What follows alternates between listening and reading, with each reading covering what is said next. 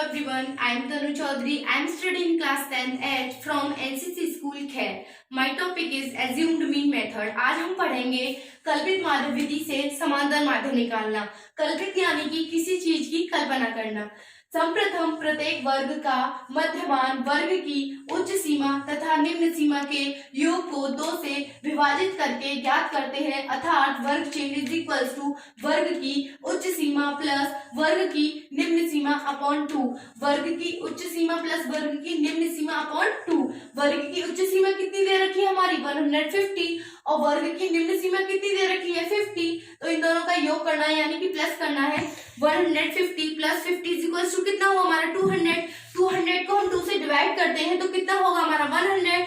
तो हमारे यहाँ पे आया 100। सेकंड में दे रखा है 250 प्लस 150 इज इक्वल्स टू कितना हुआ 400। 400 को हम 2 से डिवाइड करेंगे तो कितना आएगा हमारा 200। तो हमने यहाँ पे लिख दिया 200। सेकंड में दे रखा है कल्पित माध्य A से विचलन D ज्ञात करते हैं। D इज इक्वल्स टू पद का मान माइनस कल्पित माध्य अर्थात D is equals to x minus a। अब थर्ड में दे रखा है अब प्रत्येक विचलन D की उससे संगत बारंबारता f से गुणा करते हैं। फोर्थ में दे रखा है चरण थर्ड से प्राप्त गुणनफलों का योग सिग्मा f इंटू डी तथा सभी बारंबारताओं का योग सिग्मा f i ज्ञात करते हैं। फिफ्थ में दे रखा है अब सूत्र, अब जो हमारा कल्पित माध्य विधि का सूत्र है वो दे रखा है x is equals to a plus sigma f into D upon sigma f की सहायता से अभिष्ट समांतर माध्य ज्ञात करते हैं। इसके लिए हमने एक क्वेश्चन लिया है निम्न बारंबारता सारणी का लघु रीति से समांतर माध्य ज्ञात कीजिए।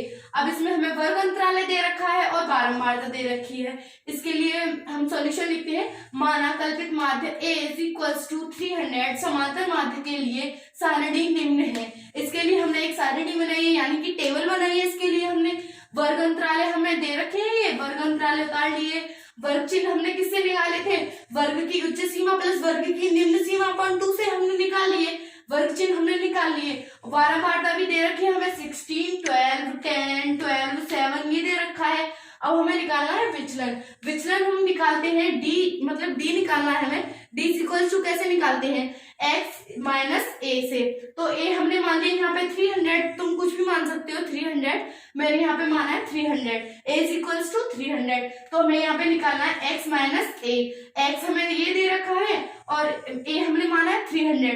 तो x यानी कि 100 माइनस 300, 100 में से 300 को माइनस करेंगे तो कितना बचेगा माइनस के 200। तो हमारे यहाँ पे कितना आ गया d इज इक्वल्स टू 200। ऐसे ही हमने सेकंड में निकाला, हमारा x कितना दे रखा है 200 और a कितना दे रखा है हमारा 300। अब 200 में से 300 को माइनस करेंगे तो कितना बचेगा हमारा माइनस के 100। d is equals to minus के 100। अब फोर्थ में निकालते हैं f इंटू डी। तो हमें f इंटू डी निकालना है। f हमें ये मिल गया, बारंबारता दे रखी है और d हमने ये यहाँ से निकाल लिया, यहाँ से इन दोनों का मल्टीप्लाई वगैरह करके ये निकाला हमने। अब यहाँ पे निकालते हैं f इंटू डी। तो f ये हो रहा हमारा और d ये रहा। तो अब दोनों का इंटू करेंगे हम 16 इंटू माइनस 200, दोनों का इंटू करेंगे तो कितना आ जाएगा हमारा माइनस 3200। सेकंड में ऐसे ही हमने 12 into minus 100, 12 into minus 100 is equals to कितना आया हमारा माइनस 1200। ऐसे ही हमारे पास सब मिल गया। जैसे कि अब यहाँ सिग्मा एफ आई कितना निकला, सिग्मा एफ आई हमने कैसे निकाला पता है बारंबारताओं का योग करके।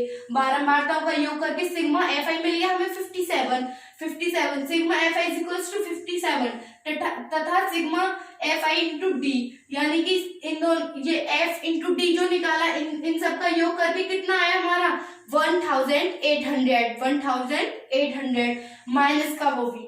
अब नीचे समांतर माध्य का फॉर्मूला लगाते हैं हम x is equals to a plus sigma f into D upon sigma f। ऐसे ही हमने यहाँ पे a कितना माना था हमने 300, तो हमने यहाँ पे a की जगह कितना लगाया 300 प्लस सिग्मा एफ डी कितना आया था हमारा माइनस के 1800। अब हमने यहाँ पे लिख दिया माइनस 1800 अपॉन सिग्मा एफ कितना निकला था हमारे यहाँ पे जो बारंबारताओं का योग निकला था, कितना निकला था 57। अब यहाँ पे हमने लिख दिया माइनस 1800 अपॉन 57। इसको अब हमने 57 से माइनस 1800 को डिवाइड किया तो कितना आया हमारा माइनस 31.578।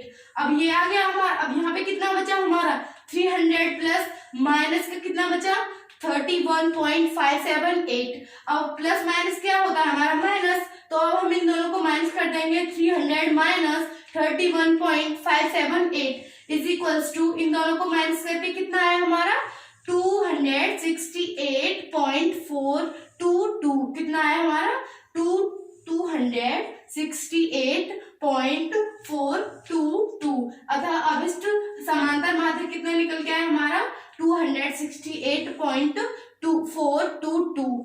आगे समझ में। थैंक